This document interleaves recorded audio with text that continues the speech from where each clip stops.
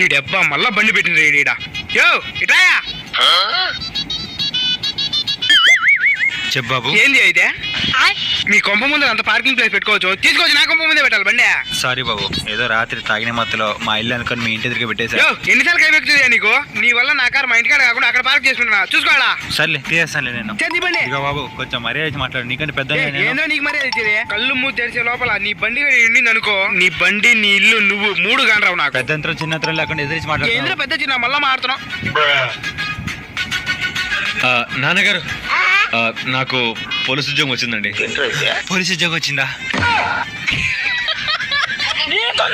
నన్ను దీవించండి నాన్న. అయ్యో నాన్న లేనన్నా, పర్లేదులే నాన్న, ఒక్క నిమిషం ఉండు మళ్ళా వస్తా. సరే.